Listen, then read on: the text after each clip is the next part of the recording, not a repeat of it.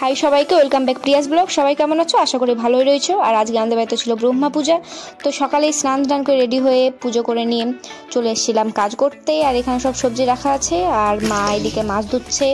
তারপরে আমি বসে গেলাম ধনেপাতা তুলতে, আর বুনু এদিকে করে দিচ্ছিল আমার ভিডিও। তারপরে শুরু করে দিল বুনু গান।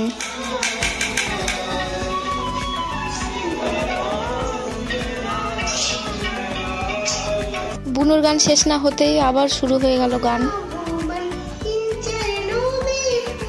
কিছুক্ষণ পরেই চলে আসছে বাড়ির আশেপাশের দিদিগুলো, তো ওরাই সবজি কাটছিল, আমি উঠে গেলাম। আর এখানে মা রান্না করছে, আর ওদিকে একটা জেঠিমা রান্না করছে। তারপরে আমি চলে আসলাম বাইরে, আর এটি হলো আমাদের বাচ্চা পাটি।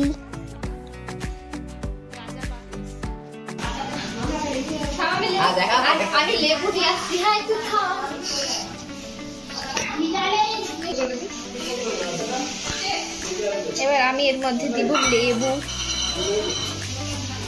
আহা, দেখো টেস্টি লাগছে।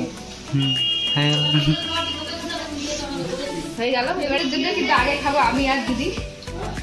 ও মানে আমিও খেয়ে দেখি একটু কেমন করে। খাবার খারাপ করলেও ভালোই বলবে, আমি জানি। দারুণ টেস্ট। বল কেমন লাগছে? বল তো এত টেস্ট লাগছে, তুই থামতেই পারছিস না, ঠিক তো? ও থ্যাংক ইউ, থ্যাংক ইউ।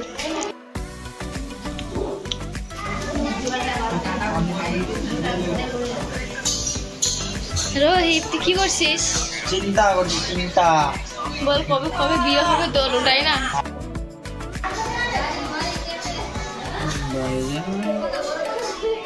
চল রাহুল, কি করছিস?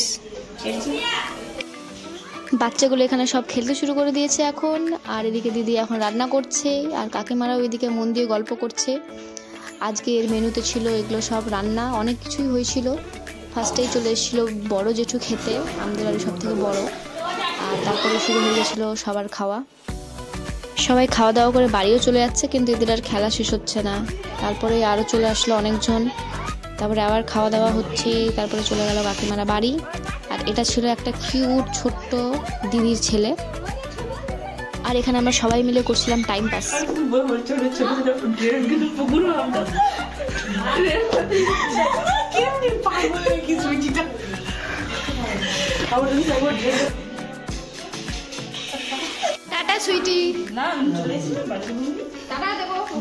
সবাই যাওয়ার পর আমরা বসলাম খেতে।